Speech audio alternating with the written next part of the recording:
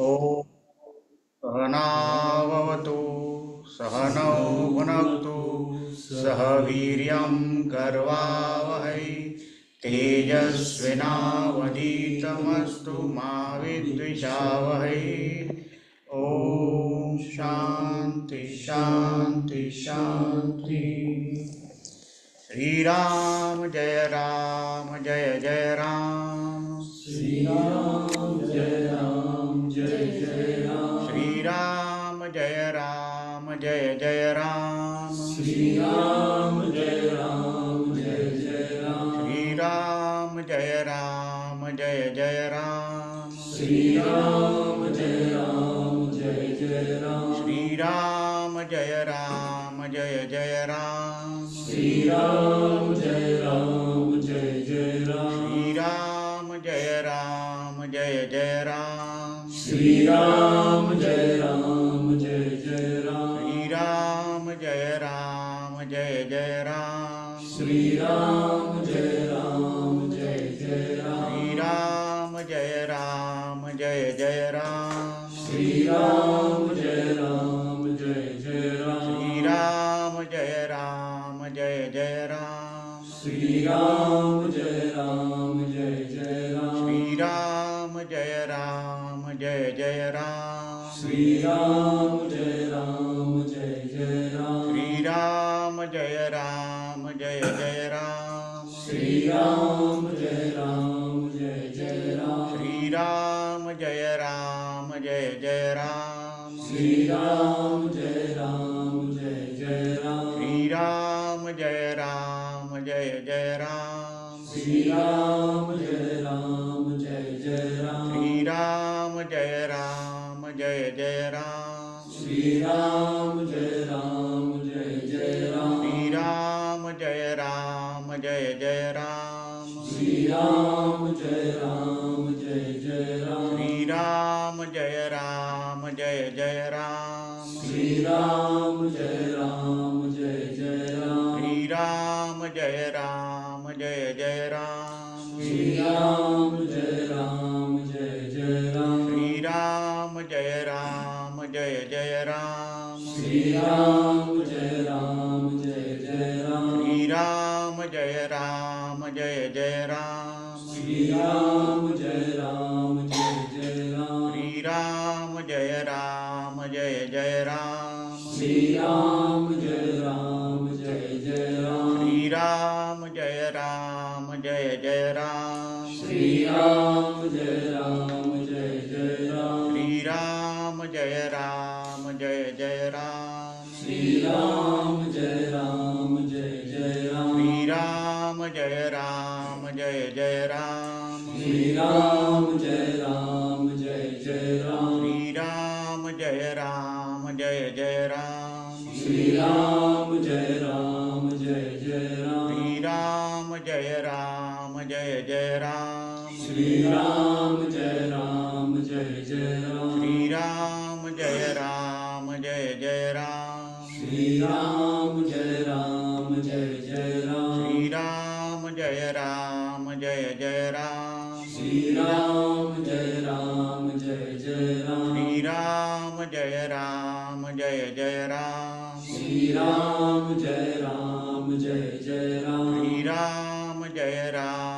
जय जय राम। श्रीराम जय राम जय राम।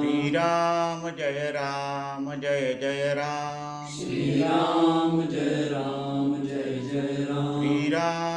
श्रीराम जय राम जय जय राम। श्रीराम जय राम जय राम। श्रीराम जय राम जय जय राम। श्रीराम जय राम जय राम। श्रीराम जय राम जय जय राम। श्रीराम जय राम जय राम। श्रीराम जय राम जय जय राम। श्रीराम जय राम जय राम। श्रीराम जय राम जय जय राम। श्रीराम जय राम जय राम। श्रीराम जय राम जय जय राम। श्रीराम जय राम जय राम। श्रीराम जय राम जय जय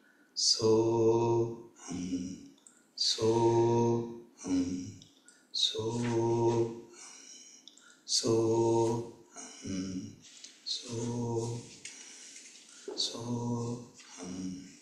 सोहम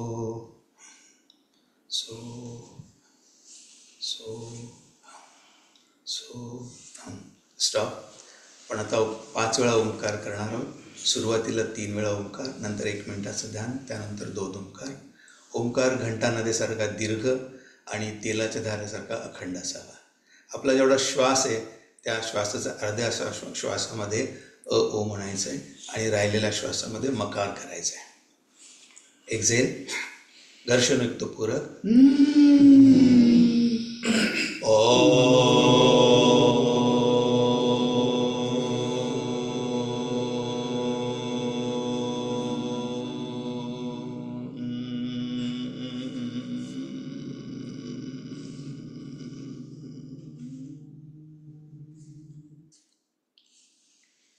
घर्षणयुक्त पूरक.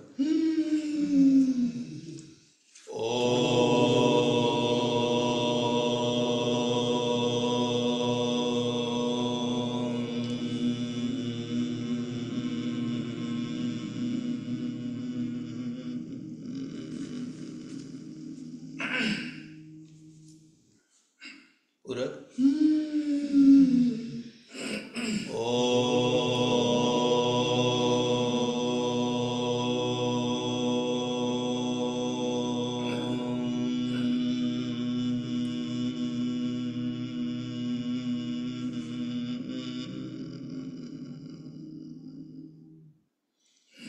शांत शांत शांत. आपण जो ओंकारचा नाद केलेला आहे, ओंकारचा जो ध्वनी केला आहे, तो मनातल्या मनात आठवून साठवण्याचा प्रयत्न करा.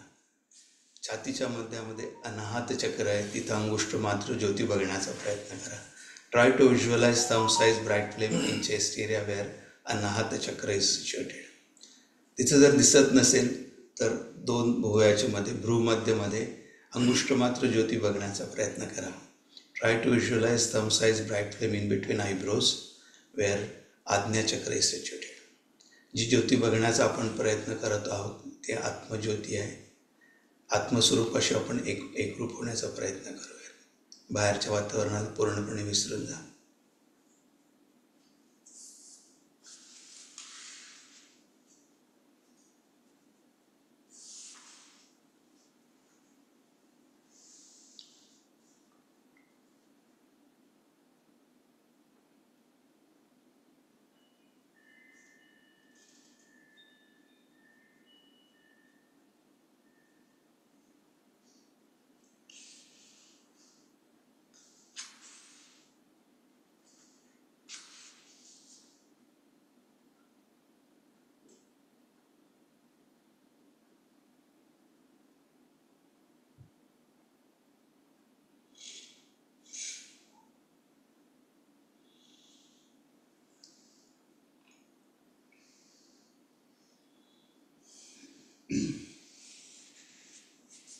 परत एकदा 2 वेळा ओंकार.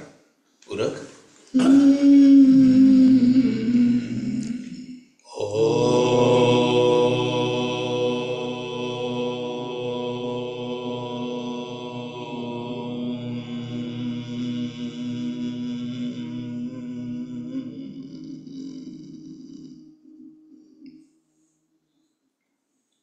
पूरक.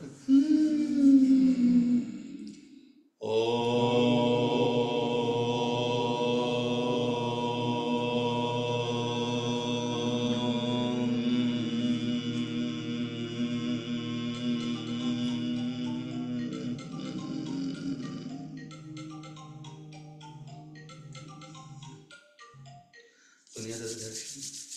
जी ऊर्जा आपण ओंकार साधनेच्या अभ्यासातून मिळाली त्याचं संचलन पूर्ण शरीरभर करतो.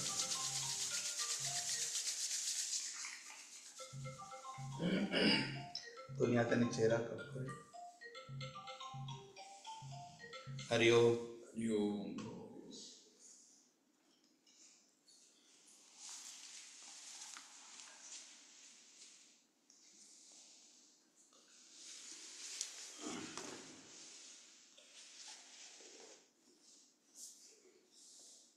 जुना दासबोध समास तिसरा वक्ता श्रोता लक्षण त्यात 102 ओळ आहेत, त्यांचं आपण वाचन करू.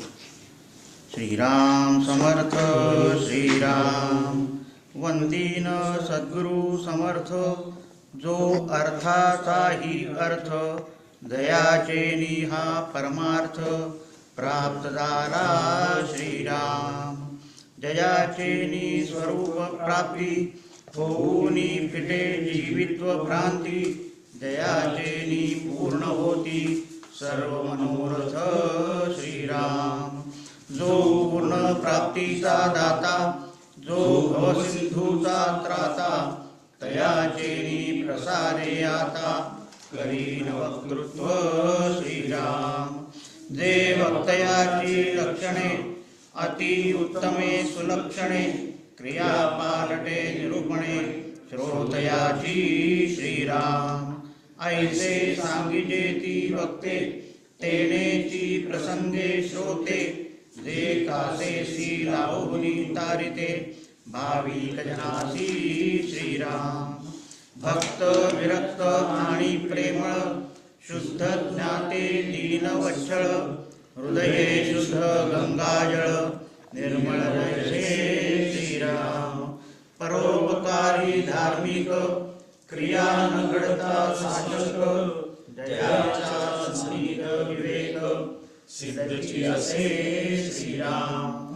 जैसेची बोलणे तैसेची क्रिया, ऐसा वक्ता जोडलिया तात्काळ पाणे श्रोतया आम्ही निरूपण श्रीराम. वाक्ता तोची जो शांत आणि असे पूर्ण प्राप्त, सर्व काळ क्रोधे संतप्त तो वक्ता नको श्रीराम. वक्ता पाहिजे उदास, जयाचे बोलणे निराश, दयाचे हृदय वसे आस तो वक्ता नको श्रीराम. आशा धरुनी बोले जीवी, तो तैसे जी निरूपण लावी, सीधे युगविले गोवी युक्तीला टाकूया श्रीराम. ऐकासी शिष्याची आस, शिष्या कारणे कासावीस, होऊन या सावकाश पसारा सोडती श्रीराम. ते समाधान घडवणे विकल्पे शिष्य ताळवणे, शिष्य समुदाय बनवणे वरपडे झाले श्रीराम.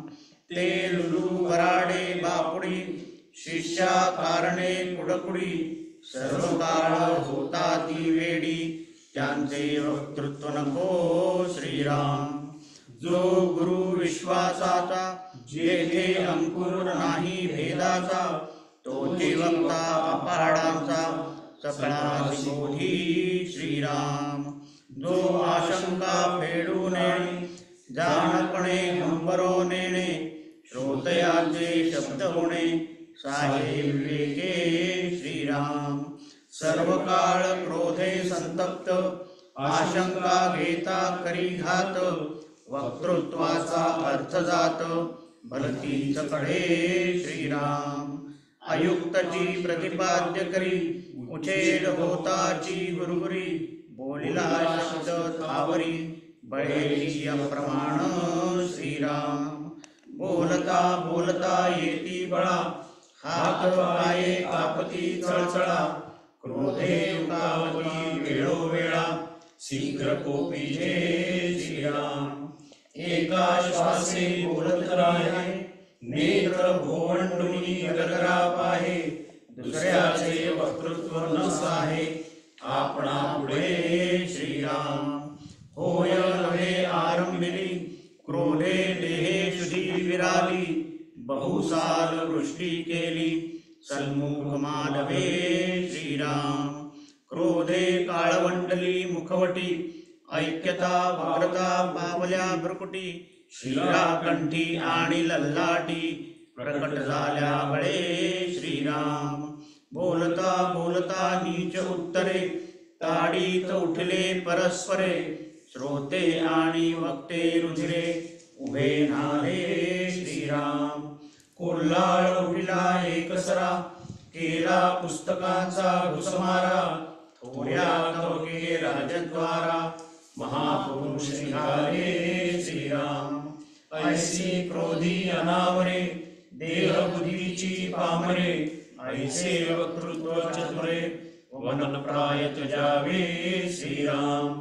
आपण क्रियेसी अंतरले, आणि वक्तृत्वाचे भरी भरले, तया श्रवणे श्रोते झाले, वक्तया ऐसे श्रीराम. आशा धरुणी वक्ता बोले, तेथे श्रोते नागवले, शृंगारिक श्रवण केवले, साधक जैसे श्रीराम. बहु श्रवणे घडेल झाला, ताडे तोडे शिकोनी आला, तया वक्तृत्वे श्रोतयाला, स्वहित न घडे श्रीराम. वक्ता पाहिजे अनुभवाचा, ज्ञाता नसावा पुस्तकीचा, पुस्तक ज्ञाने श्रोतयाचा, भ्रमतुटेना सर्वथा श्रीराम. का वक्ता वक्तृत्वाचे भरी, भरोनी श्रोता निरोध करी, तेने श्रोता धाक धरी, पुन्हा ये श्रवणी श्रीराम. अति निरोधे उपदे त्रास, मोडे श्रोतयांचा हव्यास, ऐसा वक्ता जो कर्कश, तोही नको श्रीराम. का जो वर्णे लक्ष्मी बोले, तेने श्रोते क्रोधासी आले, आपणही लक्षू निघाले, वर्णे वक्तयाची श्रीराम. काचे रुचेना श्रोतया मनी, ते दाटून लावी लावणी, तेने उपजे अत्यंत काणी, श्रोते उठून पडती श्रीराम. का आपण वर्ते जयापरी, तेची क्रिया प्रतिपाद्य करी, आपणा परी दुसरी, मांडो चिनेही श्रीराम. वक्ता जाणिवेने जिंकला, गुणी व येता तगमगिला, जाणिवेचा ताठा भरला, तो वक्ता नव्हे श्रीराम. जो सकळ जाणोनी नेणता, जो श्रोत्यांचाही श्रोता, जेथे अहंतेची वार्ता, विशेष नाही श्रीराम. वक्ता भीड सारू जोडे, तरी श्रोत्यांसी आधारू घडे, म्हणून वक्तयाकडे भीडतेही नसावी श्रीराम. भीड सांडोनी वर्मे चुकवी, हितार्थ तोटसे शिकवी, कुशळ वक्ता तुझी उगवी, श्रोत्यासी श्रीराम. वक्ता निराभिमाने भेटे, श्रोतयाचा अभिमान तुटे, उभये अभिमाने भेटे, प्रांजळ निवृण श्रीराम. आले निरूपण अभ्यंतरी, गुज म्हणोनी चोरी करी, तो वक्ता नवे भिकारी, कृपण वेशे श्रीराम. जो समाधानी वक्ता, तयासी निरूपणी समता, आपली पारखी विभक्तता, नाही जयाची श्रीराम. असो वक्ता आशारहित, तयाचेही वक्तृत्व हित, दुराशा धरी जयाचे चित्त, तो वक्ता नको श्रीराम. आता असो सद्गुरु वीण, ओटस्ते शिकवील गमन, समदृष्टी जयाची पूर्ण, ऐसा तो विरळा श्रीराम. आता श्रोत्याचा विचार, श्रोता पाहिजे सादर, मननशील सारासार, विवेके निवडी श्रीराम. श्रोता आदरे श्रवण करी, तेले उजंबळे आनंद लहरी, श्रोते वक्ते अर्थांतरी, मिळोन जाती श्रीराम. आंतर्भूत श्रोता मिळे, आणि आदरे श्रवणी निवळे, तेने सगळ्यांचा वळगळे, देहाभिमान श्रीराम. सादर सर्वांगे सामोरा, आदरे होतसे पुढारा, श्रवणी पडताची उत्तरा, परीक्षू सांडी श्रीराम. सांडुनी सवेची सादर, पाहे वक्तया समोर, ऐसा मनाचा व्यापार, मने आरंभिला श्रीराम. मुखाकडे लक्ष्मी आदरे, बाहेरी निघताची उत्तरे, प्राशन करी कर्णद्वारे विवरे स्वये श्रीराम भिक्षुक देशावरी सादर का व्यापारी मिळता व्यापार का भुसारी करिता भुसार मापा समयी श्रीराम का जीवनाची एकताची वार्ता अत्यंत श्रवणी सादरता का न्यून बोलत असता सादर ऐके श्रीराम का शुद्र शेती साचळ पाहे कान घेऊनी उभा राहे श्वास उश्वास दीर्घवाहे म्हणून कोंडी बळे श्रीराम असो संसारी सादरता तैसेच करी श्रवण होता तोची एक धन्य श्रोता होय निरूपणी श्रीराम संसार विषयी तत्पर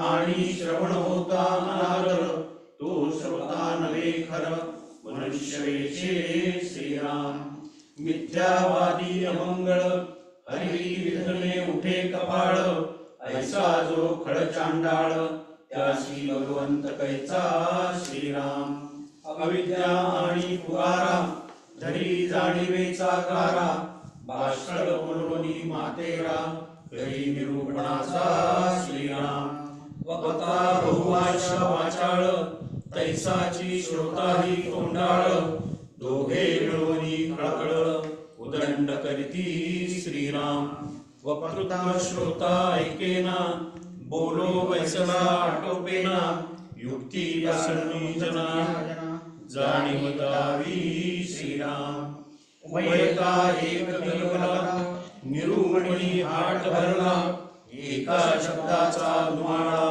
घेऊनी बैसले श्रीराम एक एका पुढे बोले श्रोते अवघे वक्ते झाले जैसा मूक म्हणाले ओळहाळ करी श्रीराम जाणीव भरली अभ्यंतरी भुंगो लागले जंबुका परी तेथे कोणासी कोणवारी द्रुत बोलती सर्वांगे श्रीराम श्रोता श्रवणी जाणीव धरी भक्त्याचा उच्छेद करी ऐसा श्रोता मिळे तरी समाधान कैचे श्रीराम जे जे निरूपण ऐकली ते ते गुणांची सांगती बहुतेक सांगण्याची जितकी विरळाली श्रीराम आपण स्वयं क्रिया करी तो निरूपणी भावी ऐसा श्रोता दुराचारी अवश्य त्यागावा श्रीराम कोरडा खणखणीत पाषाण तैसे हृदय कठीण कदाचित आला सत्वगुण तरी तो कोंडी बळे श्रीराम अंतरी काळकूट भरले गुल्म विमानाचे वाढले निरूपणे टळले पैल टळोची श्रीराम निरूपणी सावकाश पाहती वक्तयाचे गुणदोष जैसे मिळाले वायेस विष्टा दुंडती श्रीराम बैसोनी निरूपण ऐके वृत्ती गुणदोषी फाके अविवेके गुणदोष लेखे सर्वत्रांचे श्रीराम बैसला दिसे अति तत्पर मन करी नाना व्यापार आवरे नानावर उठोनी पडे श्रीराम बैसता निरूपणी नेत्री भरली घातवेणी अत्यंत काळा प्राणी सुषुप्ती मध्ये श्रीराम कडकडा जांभया येती डकडका ढुकल्या देती काबिरे होनी पाहती क्षणा दिसले श्रीराम नेत्री झापडी पडली वेंगळ उठे तिसासली नावरे सर्वांगी भरली निद्रा बळे श्रीराम निशेष देहे भाव गळे नवचती नेत्र उघडले एक कलितोनी पडले एकी फोडिले ब्रह्मविणे श्रीराम जागृतीच नाही ठाव जैसे डुलती महानुभाव मने मांडला उत्साह सुखनिद्रेचा श्रीराम निद्रा प्रवेशे अभ्यंतरी तेव्हा विवेकासी कैची उरी धारिष्ट बळे दुरीच्या दुरी जागृती विषयी श्रीराम. आला निरूपणी कंटाळा, प्रबळ निद्रेचा उमाळा, निद्रा लोळवी सकळा, श्रोत्यांसी बळे श्रीराम. निद्रा ज्ञानाची सावली, निद्रा भ्रांतीची माऊली, निद्रा निरूपणी केली विवसीश्वरे श्रीराम.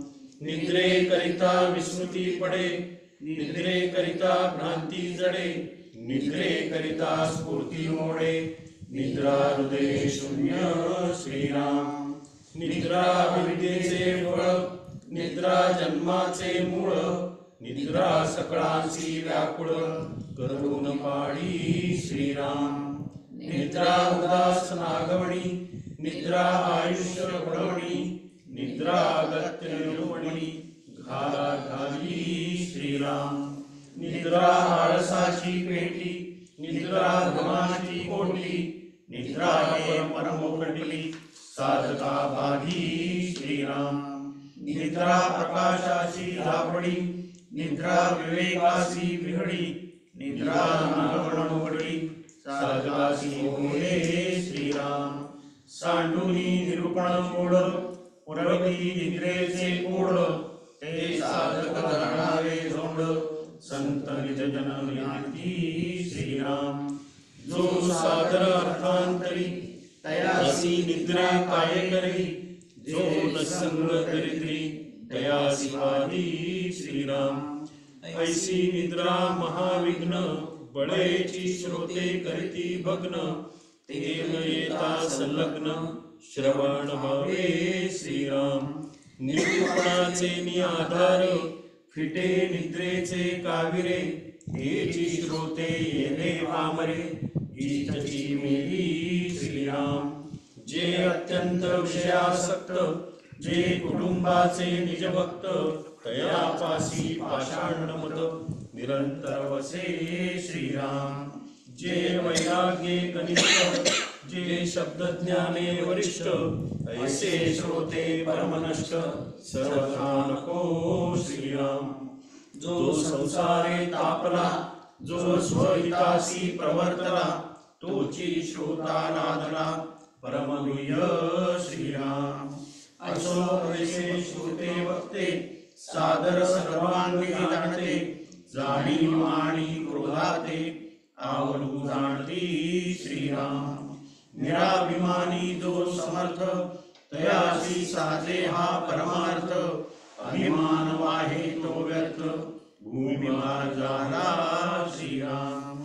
श्रोते ऐकती आदरे, तरी बोले न उघडी उत्तरे, स्वामी तुमचे निआधारे, होईल निराभिमानी श्रीराम. जैसी माया पापे वर्तती, तैसी क्रिया पुरे येती, म्हणून या श्रुती भक्ती, निराभिमान व्हावे श्रीराम. तुम्ही स्वये निराभिमान, परी माझा ठाई अभिमान, असेल म्हणून हे साधन, पाये तुमचे श्रीराम.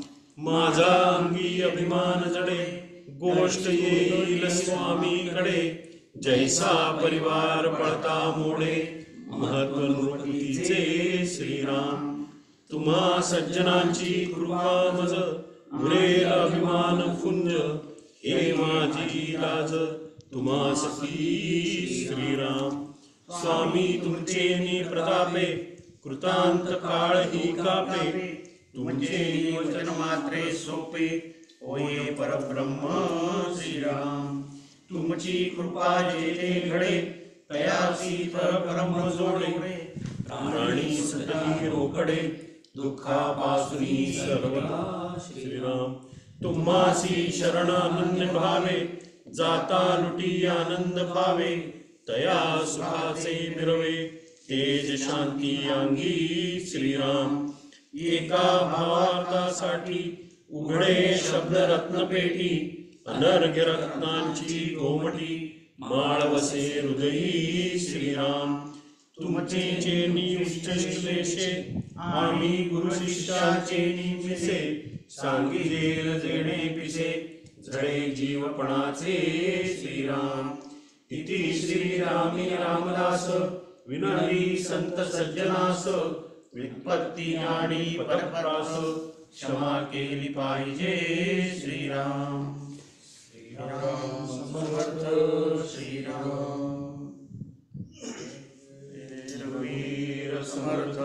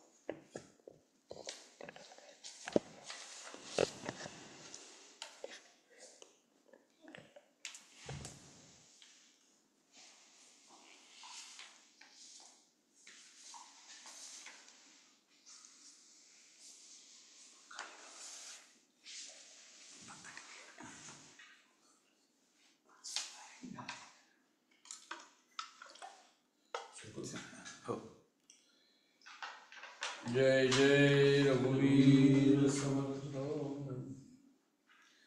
गुरु ब्रह्मा गुरु विष्णू गुरुदेवो महेश्वरा गुरु साक्षात परब्रह्म तस्मै श्री गुरुवे नमः. सद्गुरुनाथ महाराज की जय. मला वाटते अंतरित्वा बसावे तुझ्या दासबोधासी त्वा बोधवावे. अपत्या परिपाजवी प्रेमग्रासा महाराज या सद्गुरु रामदासा. जय जय रघुवीर समर्थ. आपल्या सर्वांना नम्र अभिवादन.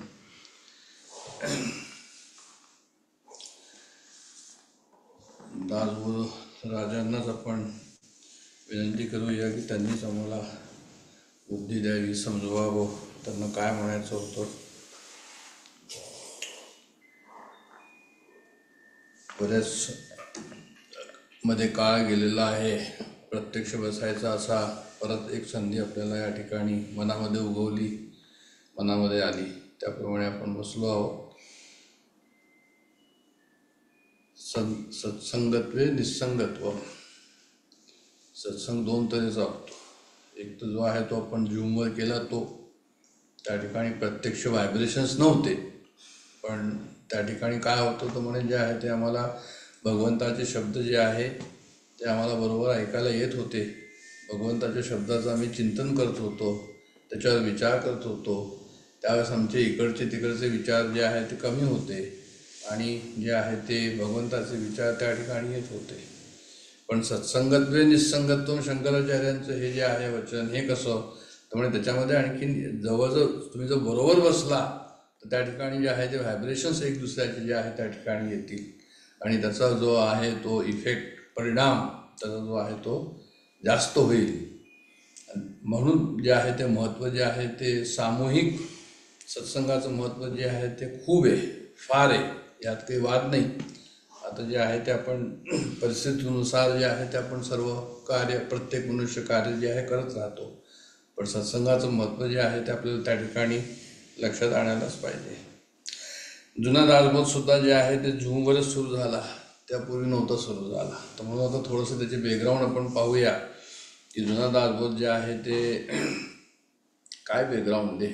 त्या काळामध्ये आपल्याला जायला हवं. ज्यावेळेस जुना दासबोध झाला तेव्हा जे आहे ते आपल्याला कळेल. तर असं सांगतात, जे आहे ते चरित्रामध्ये पाहायला गेलं समर्थांच्या, तर असं सांगतात की 1605 गंगाधर स्वामींचा जन्म झाला. इसवी सन 1605.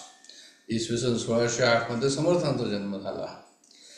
त्यांच्या 7व्या वर्षी म्हणजे इसवी सन 1615 त्यावेळेस जे आहे ते त्यांचे वडील वारले, सोयाजीपंत गेले. त्यांच्या 12व्या वर्षी म्हणजे जे आहे 12-8-20 1620 त्यांनी जे आहे ते टाकळीला आले आणि तिथे त्यांनी जे आहे ते आपलं पुरस्चरण सुरू केलं, साधना सुरू केली, तप सुरू केलं. आणि 20 पासून घेऊन तर 32 पर्यंत जे आहे त्या ठिकाणी त्यांनी ते जे आहे ते आपली साधना त्या ठिकाणी चालू ठेवली. म्हणजे आता आपण म्हणतोय की 1620 ते 1632 जुने दासबोधाचा जो आहे तो उगम असं श्री सुनीलजी चिंचोकरांनी लिहिलेलं आहे की 1630मध्ये जुना दासबोध झाला असावा असं त्यांना जे आहे ते वाटतं. त्यांनी नमूद केलेलं आहे. आणि असंही त्या ठिकाणी त्यांनी म्हटलं आहे की श्री उद्धव स्वामी म्हणून त्यांचे जे एक पट्टशिष्य होते, उद्धव स्वामी म्हणून जे नाव रूपाला आले नंतर, ते जे आहे ते त्यावेळेस एकमेव शिष्य त्यांच्या समोर तो होता त्या काळाला. आणि त्या उद्धव स्वामीचं सुद्धा असं आहे की म्हणजे जे आहे ते असं सांगतात की ती जी आई जी आहे ती सती होऊन ती जात होती आणि त्यावेळेस तिला जे आहे ते समर्थांनी आपला सहज आशीर्वाद दिला की अष्टपुत्रा सौभाग्यवती भव. आणि त्याच्यामध्ये जे आहे मग तिने सांगितलं तसंच झालं नंतर. मग तिचा एक मुलगा जो आहे तो समर्थांना दिला गेला. अशा प्रकारचे ते उद्धव स्वामींची जी हे आहे आख्यायिका आहे. हे सर्व सांगायचं तात्पर्य असं की उद्धव स्वामींचं महत्त्व फार आहे म्हणून ह्या ठिकाणी सांगितलं. ते एकमेव शिष्य होते आणि जुना दासबोध जणू काही त्यांना सांगितला गेला. त्यांना की म्हणजे जे आहे ते परमार्थामध्ये साधकापासून घेऊन मोक्षप्राप्तीपर्यंत जे काही निसरडे अशा वाटा आहे किंवा निसरड्या ज्या आहेत ते पॉईंट्स आहे त्या ठिकाणी जे आहे ते निसरडू नये अशा प्रकारचं जे आहे तो कुठे कुठे आपण लक्ष ठेवायला हवं, कुठे कुठे आपण खाली पडणार. म्हणून त्या जुना दासबोधामध्ये जे आहे ते त्यांनी त्या ठिकाणी सर्व दिलेलं आहे. दुसरं काय आहे की जुना दासबोध जे आहे ते असं सांगतात की जो आहे तो समर्थांनी तपश्चर्या काळ जेव्हा संपत होती त्यावेळेस तो लिहिला गेला. म्हणून त्यावेळेस जणू काही त्यांची प्रखर आत्मप्रतिभा त्यावेळेस होती. ॲज इफ की जे आहे ते त्यांना आणखीन काहीच व्यवहार त्या ठिकाणी नव्हता, फक्त आत्मस्वरूपाशीच ते समरस झालेले होते. त्याच्यानंतर त्यांनी जे आहे ते 12 वर्ष जे आहे ते देशाटन केलं आणि वयाच्या 36व्या वर्षी जे आहे त्यांनी जे आहे ते आपला परमार्थ सुरू केला. लोकांना जे आहे ते त्यांना जे आहे ते मोक्षप्राप्ती कशी होईल किंवा साधना कशी करायची ते सर्व लोकांना त्यांनी सांगितलं 36व्या वर्षानंतर. पण हा जेव्हा जुना दासबोध झाला त्यावेळेस जे आहे ते त्यांचा आत्मवृत्ती प्रखर असल्यामुळे याच्यामध्ये जे काही समास आलेले आहेत ते अत्यंत महत्त्वाचे आहे हे या ठिकाणी नमूद करण्याकरता.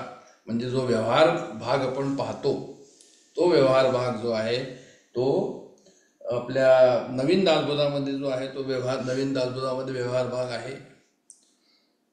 आणि नवीन दासबोधामध्ये व्यवहार भाग आहे म्हणून डॉक्टर काकांनी अलकाताईनं जे पत्र लिहिलं जे आपण मागे जे आहे त्याच्याबद्दल उल्लेख केला होता. पण आता ज्यांनी त्याच्याबद्दल नसेल ऐकलं की डॉक्टर काकांची डायरेक्शन काय आहे त्याबाबत, की तुम्ही दासबोध वाचता आहात आणि नवीन दासबोध समजा तुम्ही घेतलेला आहात तर तो कसा असायला हवा. तर त्यांनी असं लिहिलं या ठिकाणी की पहिले तर हे आहे की अनुग्रह म्हणजे तुरुंग नव्हे असं म्हटलं आहे. म्हणजे संपूर्ण निष्ठा ठेवून श्रवणाला काहीच अडचण नाही. कोणाचाही सत्संगतीबद्दल म्हणतात ते या ठिकाणी. पण दासबोध हा ग्रंथ अभ्यासाच्या दृष्टीने उत्तम आहे, मात्र त्यातील काही अनावश्यक भाग तुझ्या दृष्टीने अवश्य बाजूला करावा. उदाहरणार्थ त्यांनी दिलंय की सगुण परीक्षेचे 4 समास शिवाय अतितपशिलाचे वर्णन यांना बाजूला करावं. म्हणजे जे आम्हाला आवश्यक नाही ते आणि जे अति तपशील वाटतो त्या ठिकाणी. आणि त्यांनी उदाहरण दिलंय की मुंगी म्हणजे माझे घर, पिसोळा म्हणजे माझे घर, मृत्यू न म्हणे, ते हे जे तपशील आहे सर्व काढावा. तर अशा अनेक गोष्टी बाजूला ठेवून दासबोधाच्या चिंतनिकेच्या साह्याने स्वतःचा दासबोध तयार करावा असं त्यांनी जे आहे ते लिहिलेलं आहे. सांगायचं तात्पर्य असं का म्हटलं मी या ठिकाणी की हे नवीन दासबोध कसा वाचावा याच्याबद्दलचं डॉक्टर काकांनी या ठिकाणी जे आहे ते आपल्याला मार्गदर्शन केलं आहे. ते मार्गदर्शन नुसत्याच नवीन दासबोधाकरता नसून कोणताही अध्यात्मक आम्ही जे आहे परमार्थ करतो त्या परमार्थामध्ये ते निश्चितच कामाला येतो. की जो आमच्या बॅकग्राऊंडमध्ये आमच्या साधनेकरता जे आम्हाला जे आवश्यक आहे ते आम्ही घ्यावं आणि जे आम्हाला कमी प्रतीचं वाटतं त्याला आम्ही थोडंसं बाजूला ठेवावं. हा त्याच्यातला जो आहे तो आपल्याला मार्गदर्शन त्याप्रमाणे आहे. जुन्या दासबोधामध्ये काय झालं आहे की जुन्या दासबोधामध्ये तशा प्रकारची तो वाव जो आहे तो कमी आहे, कारण त्यांचं आत्मवृत्ती त्यामध्ये त्यावेळेस होते ते जुन्या दासबोधामध्ये. म्हणून मी हे सर्व सांगितलं की त्या ठिकाणी तो वाव कदाचित कमी असावा. त्याचे 4 समास जे आहे ते नवीन दासबोधामध्ये आलेले आहे, जुन्या दासबोधाचे. म्हणजे जे आहे ते सद्गुरू आणि शिष्य लक्षण, सद्गुरू लक्षण, वैराग्य निरूपण आणि आत्मनिरूपण अशा प्रकारचे 4 समाज जे आहे त्यांनी नवीन याच्यामध्ये आणलेले आहे. तर हे किती महत्त्वाचे आहे आणि जुना दासबोध किती महत्त्वाचा आहे याच्यावरनं कळतं आपल्याला. म्हणजे प्रल्हाद बुवा रामदास जे होते ते असं सांगतात, सुनीलजींनी लिहिलं आहे की त्यांनी असं ते सांगतात की म्हणजे तुम्ही फक्त जुना दासबोधच वाचा, कारण नवीन दासबोध बरंच काही आहे त्याच्यामध्ये, तुम्हाला काय सोडायचं काय घ्यायचं कदाचित थोडंसं त्रास होईल, तर तुम्ही जुना दासबोध जे आहे ते वाचत राहा. तर अशा त्या जुना दासबोधाचं महत्त्व जे आहे ते आपल्याला या ठिकाणी आहे. आणि हा जे जुना दासबोध आहे ही म्हणजे काय झालं, आता खरं म्हणजे काय की समर्थांनीच लिहिलं आहे की आत्मराम दासबोध माझे स्वरूप स्वतः सिद्ध. म्हणजे जे आहे ते ही एक प्रकारची समर्थांची वाङ्मय मूर्तीच आहे. आता त्यावेळेस जे समर्थांना ज्यांनी ऐकलं त्यावेळेस ते भाग्यशाली होते, ह्यात काही वादच नाही. पण आता सुद्धा आम्ही समर्थांना ऐकतोय हा भाव ठेवून या ठिकाणी जो आहे तो दासबोध वाचायला हवा, कारण ती वाङ्मय मूर्ती त्यांचं जे आपण शब्द ऐकतो आहे हे शब्द जे आहे त्यांच्या मुखातनंच या ठिकाणी येतात आहे.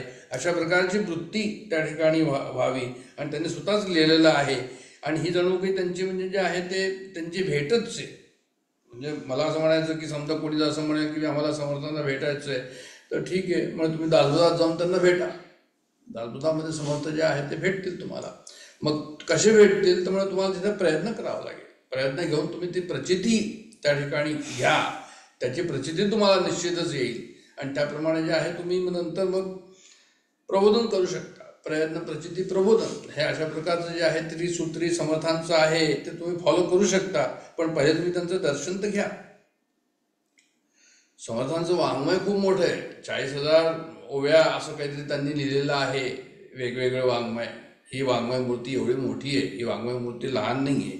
पण त्यातले जे असं म्हणतात की 1340 ओव्या ज्या आहे त्या जुन्या दासबोधामध्ये आहे. आणि ह्या जुन्या दासबोधामध्ये 1340 ज्या ओव्या आहे हे कसं म्हणतात तर म्हणे ते जणू काही हे मराठी भाषेतील वेद आहे असं म्हणायला हरकत नाही. कारण म्हणजे आमची ज्ञानेश्वरी झाली, एकनाथी भागवत झालं, तुकारामाचे अभंग झाले आणि दासबोध झाला. जुना दासबोध आणि नवीन दासबोध दोन्ही मिळून जे आहे ते हे काय तर म्हणे हे 4 मराठीचे वेद आहे. अशा प्रकारे त्याकडे पाहायला हवं. मराठीचे वेद का म्हटलं तर म्हणजे जे आहे ते वेदामध्ये जे दिलेलं आहे ते इथे दिलेलं आहे. वेदाचा उद्देश काय आहे तर म्हणजे जे आहे आम्हाला मोक्षप्राप्ती व्हावी, तो पूर्णपणे तो मोक्षप्राप्तीचा उद्देश जो आहे तो ह्या मराठी भाषेतून येतो. आणि म्हणून जे आहे ते ह्याला वेद म्हटलेलं आहे.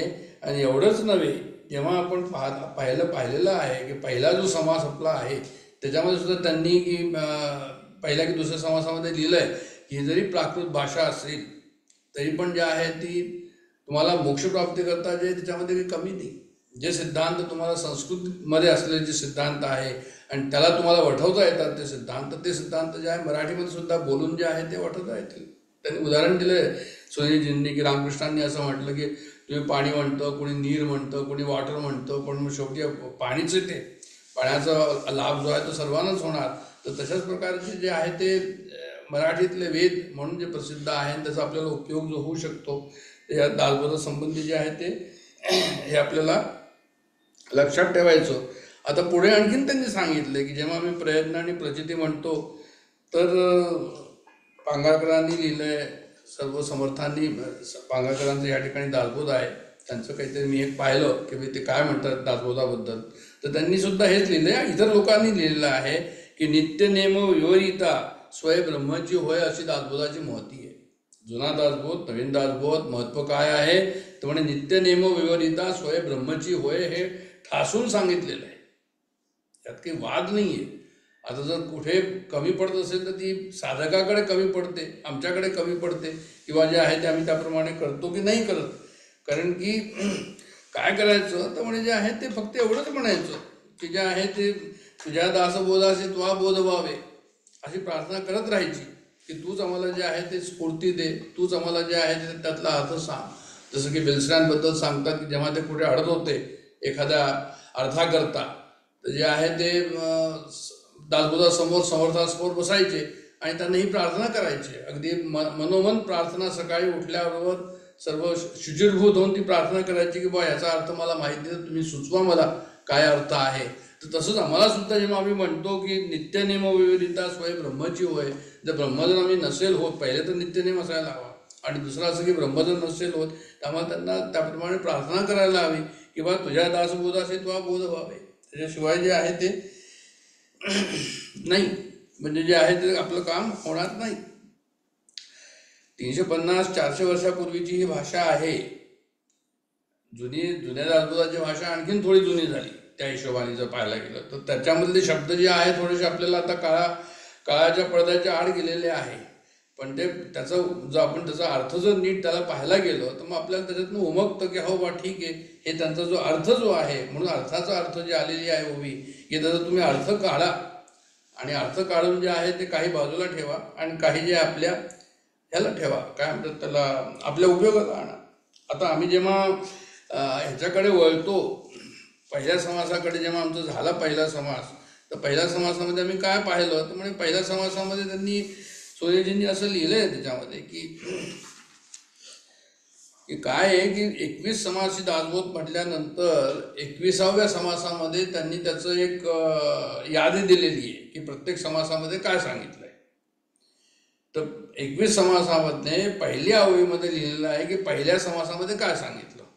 तर त्या पहिल्या समासामध्ये जे त्यांनी सांगितलं की पहिले समास हे निरूपण लिहिले आहे मंगळाचरण, गणेश शारदा सद्गुरू कोण पुढील आहे का, असं तो पहिला 21 समासाची पहिली ओवी आहे. त्या हिशोबाने ह्या पहिल्या समासामध्ये जे आहे ते मंगळाचरण यायला हवं, पण त्याप्रमाणे आलेलं नाही आहे त्या ओव्या. आणि ह्या ओव्या ज्या आहेत त्या इतर समासांच्या टोटल नंबरपेक्षा हे टोटल नंबर कमी आहे. म्हणून सोनीजींचं असं म्हणणं की कदाचित त्या ओव्या ज्या आहेत त्या गहाळ पण झालेल्या असाव्या, कारण असं की समर्थ जे आहे असं कधीच करणार नाही की गणेश शारदा आणि सद्गुरू कोणाशिवाय जे आहे ते पुढे जातील म्हणून. परत दुसरं असं की जरी पण आम्ही पहिला समास पाहिला तर पहिल्या समासामध्ये हेच आहे की गुरुबद्दलच त्यांनी जास्त वर्णन केलेलं आहे. सद्गुरूंना जाणणे, स्वामी सेवक व्हावो, जाणावा तो स्वामी राहो, ऐशी निजपती ठावो, अशा प्रकारचं वर्णन त्यांनी म्हणजे सद्गुरूचं त्या ठिकाणी केलेलं आहे. सद्गुरूलाच त्यांनी नमन केलेलं आहे की जे आहे ते संतांच्या मुखातून बाहेर पडलेले शब्द असतात की शब्द निशब्द झाले, उच्चिष्ट श्रवणे खातले. म्हणजे त्यांनी सद्गुरूला वंदन केलेलं आहे, प्रार्थना केलेली आहे. सद्गुरू कृपेचे ह्यावे विवेके मुळाकडे धावे, म्हणजे सद्गुरूला परत सांगितलं की तुझ्या यानीच कृपेनी मला जे आहे ते काय होईल, माझी वृत्ती जी आहे ती योग्य वृत्ती येऊन मला या ठिकाणी जे आहे ते शब्द फुटतील. म्हणजे आनंद सिंधू उचंबळा त्याने ब्रह्मगोळ बुडाला, हे सर्व कसं झालं तर म्हणजे सद्गुरूच्या कृपेमुळे ते झालं, असं त्यांनी त्या ठिकाणी लिहिलेलं आहे. आणि नंतर त्यांनी असं दिलं या ठिकाणी ह्याच समासामध्ये की म्हणजे जे ते एक त्यांनी उदाहरण दिलं याचं कशाचं की सिंधू आणि सागर आणि आपलं हे मीठ, की मीठ जेव्हा पाण्यामध्ये जातो आणि मीठ जे आहे ते पाणीमय होऊन जातं, तसंच एकदा ज्ञान झाल्यानंतर मिठाचा खडा ज्याप्रमाणे कठीण होऊन समुद्रातून पहिले बाहेर पडतो परत त्याच्यामध्ये जातो, तसं हा जीव सुद्धा असाच आहे की जीव जो आहे बाहेर पडला आणि परत जीव जो आहे तो म्हणजे जे आहे ते ब्रह्मस्वरूपामध्ये जाऊन ब्रह्मस्वरूपाची आठवण घेऊन तो ब्रह्मस्वरूपामध्ये तो जीव मिळून जातो. अशा प्रकारचं वर्णन यांनी या ठिकाणी केले की होते खडेपणे फुटलो सद्गुरूने जीवन केले, म्हणजे सद्गुरूने पाणी केलं मला, आलो गेलो आणि बोलिलो तो मी नव्हे सर्वथा. म्हणजे अहंकार या ठिकाणी जो आहे मी सद्गुरूला दिला आणि अहंकार जर गेला तर काय होईल तर म्हणे जे आहे ते जीव जो आहे तो शिव होईल. अशा प्रकारचं वर्णन पहिल्या समासामध्ये केलेलं आहे की मीपणापासून सुटला तोची एक मुक्त झाला, मुका आणि बोलीला, म्हणजे तुम्ही बोला नका बोलू, पण तुमचं जर मी पण गेलेलं आहे तर तुमचं काम झालं, सद्गुरूला तुम्ही जाऊन सद्गुरूची कृपा झाली आणि तुम्ही जे आहे सद्गुरूला जाऊन मिळाला एक प्रकारे. आणि दुसऱ्या समासामध्ये त्यांनी काय केलं आहे की परत श्रीरामाचं वर्णन केलेलं आहे. आणि ह्याच्यामध्ये सुद्धा समर्थांनी सुनीलजींनी हेच म्हटलेलं आहे परत की त्या ओव्या ज्या आहे काही कदाचित गहाळ झाल्या असाव्या, कारण की रेफरन्स काय म्हणतो, रेफरन्स म्हणतो शेवटल्या समासाचा की जेणे ध्यान मानसपूजेशी दृढता होय, की मानसपूजा ह्याच्यात दिलेली आहे पण मानसपूजेची ओव्या ह्याच्यामध्ये नाही आहे दुसऱ्या ह्याच्यामध्ये, म्हणून ते असं म्हणतात की कदाचित तिथेही गहाळ झालेला असावा, इथेही थोडा नंबर कमी आहे. आणि रामचंद्रांचं ज्यांनी वर्णन केलेलं आहे ते रामचंद्रांचं वर्णन त्यांनी 6च ओव्यामध्ये ह्या ठिकाणी केलेलं आहे, पण उत्तम वर्णन त्या ठिकाणी जे आहे ते केलं आहे त्यांनी असं सांगितलंय की बाबा रामचंद्र, तुझा वियोग ऐसा नको रे प्रसंग, असा तू प्रसंग आणू नको. एखादी साध्वी स्त्री जर म्हणेल की माझ्यावर प्रसंग आणू नको माझ्या पतीच्या वियोगाचा, तशाच प्रकारचं जे आहे त्यांनी या ठिकाणी इतकी तळमळ त्यांना त्या ठिकाणी होती की त्यांना सगुण रघुनाथ मुदलं माझे इतुकीची भांडवलं, त्यांचं भांडवल एवढंच ते म्हणतात. आणि असं तुझा वियोग होईल अशा प्रकारचं जे आहे ते प्रसंग माझ्यावर येऊ देऊ नको, अशा प्रकारचं वर्णन त्यांनी केलेलं आहे. आणि तर समर्थान रामाबद्दलचं वर्णन पहिल्या 6 ओळीमध्ये केलं आहे. मग नंतरच्या ओळीमध्ये काय केलं आहे दुसऱ्या समासामध्ये, तर ते म्हणतात की श्रोते स्तवनाचं त्यांनी वर्णन केलेलं आहे. की श्रोते जे आहे ते कशा श्रोत्यांचं स्तवन केलेलं आहे की आता वंदेने सकळ श्रोते. तर आता म्हणजे श्रोते जे आहे ते कसं की म्हणजे ते विवेक रत्नाचे आगर, साहित्य सिंधूचे जळधर, वृत्तिकरणाचे दिनकर, म्हणजे श्रोते जे आहे ते काय की म्हणजे सर्वात महत्त्वाचं कोण येतं म्हणजे ते श्रोतेच आहे. कारण त्यांच्या ठिकाणी जे आहे ते त्यावेळेस श्रोत्यांना जोपर्यंत नमन करणार नाही तोपर्यंत श्रोत्यांना जे आहे तुम्ही जर नमन जर केलं नाही तर ते म्हणतात की तुमचं चिंतन योग्य होणार नाही. कारण तुम्हाला असं वाटलं अहंकार त्या ठिकाणी वरती येईल, पण तुम्ही जर श्रोत्यांना नमन केलं तर मग तुमचा अहंकार तो काय होईल, तर म्हणजे अहंकार जो आहे तो खाली राहील. म्हणून वक्ता वक्ता तो नव्हे श्रोते विण, अर्थ आणि अध्यात्माचा ऐसा श्रोता मिळेल कैसा. आता हेही जरुरी आहे की म्हणजे जे आहे ते अध्यात्म, आता तुम्ही बोलणार एवढं सर्व, आता तुम्ही गोष्टी जर सांगत असाल पुराणांच्या तर मग गोष्ट वेगळी पडते. पुराणांच्या गोष्टी भागवत सांगतात, ते हनुमान कथा सांगतात, ते रामायण सांगतात, ते त्या ठिकाणी जे आहे ते बरेचसे लोक मिळतात. पण अध्यात्माचं जर श्रवण करायचं असेल तर म्हणजे त्या ठिकाणी कसं आहे तर म्हणे ऐसा अर्थ आणि अध्यात्माचा ऐसा श्रोता मिळेल कैसा. म्हणून त्या ठिकाणी श्रोत्यांना जे आहे त्यांनी वंदन मुख्यत्वे यासाठी आणखीन सांगितले की आता तुम्ही तर जे आहे ते फार महत्त्वाचे आहात. कारण जयाशी बोलता वाचेचा हव्यासची पुरे. रामकृष्णांचं त्यांनी उदाहरण दिलं की रामकृष्णांनी विवेकानंदांना असं म्हटलं की म्हणे अरे माझं तोंड जे आहे ते होरपळून गेलंय, लोकांशी बोलता बोलता विषयांबद्दल बोलता बोलता, तर तू आलेला आहे तुझ्याबद्दल मी अध्यात्माचं बोलू शकेन. तर अध्यात्माचं श्रवण आणि अध्यात्माचं त्या ठिकाणी चर्चा किती महत्त्वाची आहे हे याच्यावरून त्यांनी सांगितलं की आणखीन काही करूच नाही, फक्त अध्यात्माचं श्रवण करावं, अध्यात्माचं जे आहे त्याच्याबद्दलच गोष्टी कराव्या असं त्यांनी या ठिकाणी जे आहे ते सांगितलेलं आहे. आणि नंतर त्यांनी असंही सांगितलं या ठिकाणी की जे त्यांचं काव्य जे आहे ते काव्य धीटपाठ आणि प्रासादिक अशा प्रकारचं प्रासादिक हवं. काव्य प्रासादिक हवं. धीटपाठ म्हणजे असं काहीतरी शब्दाला शब्द जोडलेले किंवा एखादं कुठे पाठ केलेलं आहे आणि ते लिहितात आहे अशा प्रकारचं काव्य नको. तर समर्थांचं काव्य जे आहे ते अशा प्रकारचं नाहीच आहे. आणि नंतर जसं आत्ता मी बोललो की संस्कृत आणि प्राकृत भाषा ह्याच्याबद्दलचं लिहिलं आहे की भोजन करते हो ऐका हे या पराकृताची टीका, अन्नाची चाड तरी नका शब्दी गुंतू. म्हणजे ज्ञानाचं भोजन आम्ही करतो आहो, मग टीका ग्रंथ प्राकृत भाषेत आहे म्हणून कमी समजू नका. ज्याला ज्ञानाच्या भोजनाची आवड आहे त्यांनी शब्द आणि भाषा ह्याच्यामध्ये अडकू नये अशा प्रकारचा मेसेज या ठिकाणी त्यांनी दिलेला आहे. तर हे सर्व मेसेजेस आपल्याला जुना दासबोध काय, कशा प्रकारे त्याची उत्पत्ती झाली, पहिल्या समासामध्ये काय आहे अर्थ, दुसऱ्या समासामध्ये काय आहे, आणि आता आपण जे आहे ते तिसऱ्या समासाकडे जे आहे ते येतो आहोत जो आपला आजचा मुख्य हे आहे. आणि ते इथे सुद्धा जे आहे ते म्हणतात वक्ता श्रोता लक्षणमध्ये वंदिन सद्गुरु समर्थ, जो अर्थाचाही अर्थ जयाचेनी हा परमार्थ प्राप्त झाला. आता काय की प्रत्येकाला धनाची जी आहे ती अभिलाषा असते. म्हणजे धर्म अर्थ काम मोक्ष असं जर आपण म्हटलं तर अभिलाषा कशाची मुख्यतः म्हणे अर्थाची, पैसा.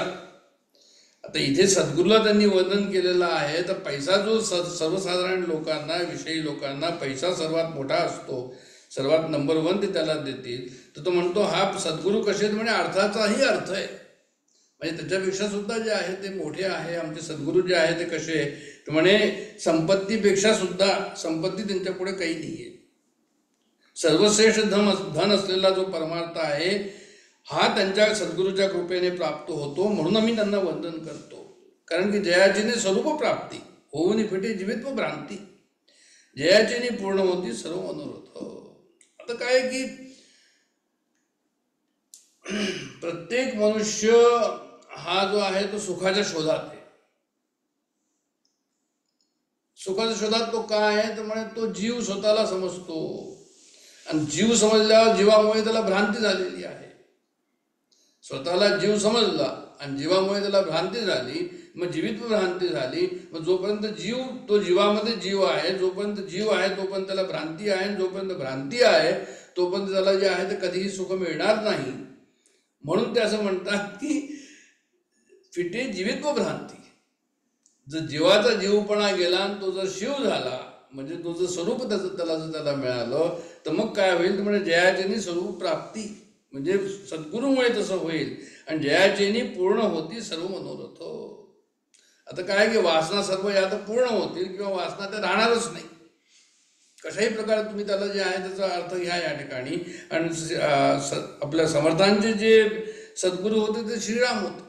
तर श्रीरामाला आळवून जे आहे ते श्रीरामाकडे हे करून ते सर्व या ठिकाणी म्हणतात की श्रीराम कसे, तर म्हणजे जे आहे तुमचं सर्व मनोरथ त्या ठिकाणी पूर्ण होईल. पूर्णच व्हाल तुम्ही, जो पूर्ण प्राप्तीचा दाता. आता पूर्ण प्राप्तीचा दाता म्हटलं, पूर्ण प्राप्तीचा दाता म्हणजे काय की असा दाता आणि अशी प्राप्ती त्या ठिकाणी की त्याच्यानंतर तुम्हाला आणखीन काही हवं. जन्मोजन्मी म्हणजे नेहमी करता, जन्मोजन्मी सुद्धा नाही म्हणायचं, नेहमी करता जे आहे तुम्हाला आणखीन काही हवं असं काही त्या ठिकाणी राहणार नाही. अशा याला म्हणतात पूर्ण प्राप्तीचा दाता, पूर्ण प्राप्ती. आणि असा दाता कोण आहे तर म्हणे असं सद्गुरूच आहे. आणि जो भवसिंधूचा दाता. आता भव म्हणजे होणं, भव म्हणजे संसार, आणि सिंधू म्हटलंय, सागर म्हटलंय. सागर का म्हटलंय तर म्हणजे सागर जरा असा खूप मोठा असतो आणि क्रॉस करायला कठीण असतो सागर जे आहे. म्हणून भवसिंधू म्हणजे हे जे आहे संसार सागर जो आहे या ठिकाणी, ह्याच्यातनं त्राता, ह्याच्यातनं जर कोणी आपल्याला दूर करत असेल, ह्याच्यातनं आपल्याला जर कोणी पार करत असेल तर म्हणजे तो कोण आहे म्हणे तो सद्गुरू आहे. आणि तयाचेनी प्रसादे आता करीन वक्तृत्व. म्हणजे आता जे काही मी निरूपण करणार आहे ते कसं आहे तर म्हणे त्यांच्याशिवाय होणार नाही. हे मी परत परत काही याच्यापासून माझ्या डोक्यामध्ये येत आहे हा विचार की पुष्कळ वेळा इतके वर्ष झाले दासबोधाचा अभ्यास करता करता. आमचा काय अनुभव आहे दासबोधाचा अभ्यास करून? आमचा अनुभव दासबोधाचा अभ्यास करून असं आम्हाला वाटतं की नाही बा, आम्हाला आमचं काम जसं व्हायला हवं तसं झालेलं नाही आहे. आणि जेव्हा हा मनामध्ये विचार येतो की आमचं काम झालेलं नाही आहे किंवा आम्हाला ब्रह्माचा अनुभव आलेला नाही आहे किंवा आम्हाला पूर्ण सुख मिळालेलं नाही आहे. ब्रह्माचा अनुभवाचा अर्थ हा होतो की पूर्ण सुख, की आम्ही शांत आहो का, आम्ही सुखी आहो का, आम्ही समाधानी आहो का. आणि जर आम्ही शांती नाही आहे आणि आम्ही जर समाधानी नाही आहे आणि आम्हाला जर पूर्ण सुख त्या ठिकाणी मिळत नाही आहे, त्याचा अर्थ हा झाला की आम्हाला जे परमार्थामधनं जे अपेक्षित आहे ते मिळालेलं नाही आहे. आणि असं का व्हावं तर त्याचं कारण एवढंच या ठिकाणी की तयाचेनी प्रसादे आता करीन वक्तृत्व. सद्गुरू प्रसाद त्या ठिकाणी जो आहे म्हणजे भगवंताची कृपा त्या ठिकाणी जी आहे, सद्गुरूची कृपेशिवाय त्या ठिकाणी आमचं काम होणार नाही. आणि म्हणून तुझ्या दास बोधाचे तुला बोध व्हावे ह्याचं महत्त्व जे आहे ते येतं. आणि परत परत हे ह्या ठिकाणी प्रार्थना ही अशी येते की बा तू कसंही करून माझ्या एकट्याने होणार नाही. श्री गुरु बेसरांनी ठिकठिकाणी लिहिलेलं आहे आपल्या ज्ञानेश्वरीच्या ह्याच्यामध्ये भाष्यामध्ये भाष्य करताना की मी असं म्हणा तुम्ही परमेश्वराला की माझ्या एकट्याच्यानी की होणार नाही, कारण मी अल्पज्ञानी, मी अल्पशक्तिमान आणि तू जो आहे तू कसा आहे म्हणजे तू सर्वज्ञ सर्व शक्तिमान आहे. तर म्हणजे तू कसंही करून जे आहे त्या ठिकाणी असा भाव उत्कट भाव असा निर्माण करावा की कसंही करून तू जो आहे तुम्हाला तुझा प्रसाद दे, तुझं दासबोध जे आहे तुम्हाला ह्या ठिकाणी जे आहे ते समजव. आणि तयाचेनी प्रसादे आता करीन वक्तृत्व. समर्थाने सुद्धा जे आहे हाच भाव या ठिकाणी वर्णन केलेला आहे की जर मी एक शब्द जरी या ठिकाणी लिहितो आहे पुढे तरी पण तो शब्द जे आहे तुझ्या प्रसादाशिवाय, तुझ्या कृपेशिवाय, तुझा जोपर्यंत माझ्यावर जे आहे ते लक्ष राहणार नाही तोपर्यंत जे आहे ते तुझ्याशिवाय ते होणार नाही, असं सर्व संत या ठिकाणी जो आहे ते म्हणतात. आणि ही कसं आहे तर म्हणे हे हा जो कृपा प्रसाद आहे, परमार्थी तो राज्यधारी, परमार्थी नाही तो भिकारी. म्हणजे सांगायचं तात्पर्य असं की त्याला जर मागायचं असेल भगवंताला तर एवढंच मागायचं की परमार्थ जो आहे तो आम्हाला परमार्थिक द्या. कारण एकच वस्तू जर आम्हाला कोणाला मागायची असेल भगवंताला, सद्गुरूला, तर म्हणजे परमार्थी तो राज्यधारी. काय मागायचे त्याचं उत्तर त्यांनी जाऊन दिलं या ठिकाणी की तेवढीच आम्हाला मागायला हवी, कारण आणखीन परमार्थाची सरी कोणास द्यावी. तर दुसरं त्यांनी मग त्याचं वर्णन केलेलं आहे तशा प्रकारे की म्हणजे आता जीवित्व भ्रांती ही जी होऊनी फिटे जीवित्व भ्रांती, की जीव मी आहो आणि भ्रांती आहे आणि ही भ्रांती गेली पाहिजे. तर हा जीवाची त्यांनी एक बॅकग्राऊंड दिलेलं आहे. बॅकग्राऊंड काय सांगितलं या जीवाचं की म्हणे मी जीव ऐसा संकल्प दृढधरिता गेले कल्प, आणि त्याने प्राणी झाला अल्प देहबुद्धीचा. हा माझं जीवित्व जे आहे हे ह्या जन्माचं नाही आहे. हे माझं जीवित्व जे आहे, कल्प शब्द प्रयोग केलेला आहे. आणि कल्प म्हणजे जे आहे, जन्मानुजन्म जे आहे, कल्पानुकल्प जे आहे ते काय, तर म्हणे मी जीव म्हणून जो आहे तो वावरतो आहे. मग तो प्राणी असो, मनुष्य असो, कोणत्याही प्रकारचा तो जीव असो, त्याने प्राणी झाला अल्प. मग ही अल्प झाला म्हणजे मी आणखी संकुचितपणाकडे गेलो, मी आणखी लहानात लहान होऊन गेलो. मग जितकी देहबुद्धी माझी असेल, जितकं मी स्थूलाकडे माझं लक्ष असेल, जितकं संसारामध्ये माझं लक्ष असेल, जितकं मला हे हवं, मला ते हवं, संसारामध्ये सत्ता, संपत्ती, यश, कीर्ती, प्रतिष्ठा, जे काही मला हवं आहे ते सर्व जर हवं असेल तर मी कोणीकडे माझी वाटचाल आहे, तर म्हणजे स्थूलाकडे वाटचाल आहे, सूक्ष्माकडे वाटचाल नाही. मग स्थूलाकडे जर माझी वाटचाल असेल तर म्हणजे देहबुद्धीकडे वाटचाल आहे. मग देहबुद्धीकडे जर वाटचाल असेल तर म्हणे मी जीव, माझं बंधन. मग मी जीव आहे, मला बंधन पण आहे, सर्व आत्ता जे सांगितलं, मला सत्ता हवी, मला संपत्ती हवी, हे जे सांगितलं, आणि माझं आहे जन्म मरण. मग अशा ठिकाणी जे आहे, जेव्हा मला हे हवं, ते हवं, ते हवं, तर जी वासना पूर्ण होणार नाही, तर परत जन्म आहेच त्या ठिकाणी. म्हणजे ह्या विचारांमुळे, ह्या बंधनामुळे, हे जे विचार जे आहे, ही जी दृष्टी आहे की मला हे हवं, मला ते हवं, मला ते हवं, ही दृष्टी या ठिकाणी बदलायला हवी, विचार या ठिकाणी बदलायला हवे. तेव्हाच जे आहे ते काय होईल की मग असं नाही होणार की पहिलेचं कर्म केलंय, आता ते कर्माचं फळ मी भोगेन म्हणून त्यांनी पुढे लिहिलंय, केल्या कर्माचे फळ आपण भोगीन आता. पापाचे फळ ते दुःख आणि पुण्याचे फळ ते सुख. आता काय होतं की आम्हाला पाप पुण्याबद्दलचा जो आहे तो बराच विचार असतो की आम्ही पाप नाही करावं आणि पुण्य करावं. पण ज्ञानेश्वर महाराजांनी असं म्हटलंय की स्वर्गाचे पुण्यात्मके पापी येईचे आणि पापात्मके पापी नरका जाईचे. त्यांना असं म्हणायचं आहे की जेव्हा आम्ही चांगलं कार्य करतो आहोत तर ते पुण्य आहे. पण त्याला त्यांनी काय म्हटलंय की ते पुण्य कसं आहे, तुम्ही स्वर्गात जा. मग अशा पुण्याला दान धर्म करून जे तुम्हाला पुण्य मिळेल आणि तुम्ही स्वर्गात जाल, त्या पुण्याला स्वर्गात्मके पुण्यात्मके पुण्यात्मके पापे स्वर्गात जायचे. म्हणजे काय की त्या पुण्यालाच त्यांनी पाप म्हटलेलं आहे. का की शेवटी संसारच येणार हातामध्ये. स्वर्गामध्ये जरी जायचं किंवा संसारातल्या काही वस्तू आम्हाला हव्या, काहीतरी आनंद त्या ठिकाणी संसारातला हवा, तर ते म्हणतात की जरी तुम्ही ते पुण्य केलंय तुम्ही त्याला पाप म्हणा, पण कसं म्हणा की पुण्यात्मके पापे. हे मुद्दाम मी या ठिकाणी सांगतो. डॉक्टर काकांनी सुद्धा याच्याबद्दल सांगितलेलं आहे. जेव्हा केव्हा पुण्याच्या आणि पापाच्या गोष्टी होतात त्यावेळेस ते हे नमूद करतात की पापात्मके पापे नरका जायचे. आता खरोखरच जर तुम्ही काही कर्म असं केलं असेल की ज्याला आम्ही पाप म्हणतो, मग तुम्ही नरकात जालच. मग ते काय झालं, पापात्मके पापे. पण आपल्याला काय हवं, पुण्य हवंय, पाप हवंय, तर ते म्हणतात की नाही. त्याचं त्यांनी उत्तर दिलं आहे की मग माते जेणे पाविजे ते शुद्ध पुण्य. म्हणजे स्वरूपाची प्राप्ती, भगवंत स्वरूपाची प्राप्ती. मी कोण, मी परब्रह्म आहे, मी सच्चिदानंद आहे, याची जी प्राप्ती आहे हे होणं, तर त्याला त्यांनी शुद्ध पुण्य असं नाव दिलेलं आहे. ज्ञानेश्वर महाराजांनी 9व्या अध्यायामध्ये त्या ओवीचाही त्यांनी रेफरन्स दिला आहे 392 म्हणून. मग माते जेणे पाविजे ते शुद्ध पुण्य. तर काय की पापाचे फळ ते दुःख आणि पुण्याचे फळ ते सुख, हे जे आम्ही पाप पुण्य आवश्यक भोगणे लागे, हे त्यांनी असं सांगितलेलं आहे की अरे तुम्ही पुण्याच्या मागे, पापाच्या मागे लागायचंच नाही, पुण्याच्या मागे लागायचं. पण खरं पुण्य काय आहे, खरं पुण्य तर जे आहे ते तेच आहे की ज्यांनी मला स्वरूपाची प्राप्ती होईल, तेच खरं पुण्य आहे. असं मला पुण्य नको आहे की मी स्वर्गात जाईन म्हणून. आता हे सर्व विचार सुनीलजींनी या ठिकाणी दिलेले आहे, म्हणून मी या ठिकाणी त्याच्याबद्दल बोललोय. आणि ह्या ओव्यांच्या संदर्भामध्ये 1, 2, 3 ज्या ओव्या आहेत त्याच्या संदर्भामध्ये त्यांनी या ठिकाणी दिलेले. आता आपण किती याला जर पाहिलं तर मग ते खूप लांब होणार आहे सर्व डिस्कशन जे आहे ते. मग पाप पुण्य भोग सुटेना, जाणी गर्भवासही तुटेना, ऐशी जयाची कल्पना दृढ झाली. जीवित्व म्हणजे काय, जीव म्हणजे काय, जीवबद्ध झाला म्हणजे काय, तो नाव बांधला, स्वय बांधून घेतला त्यांनी स्वतःला, मृत्यूला बांधून घेतलं.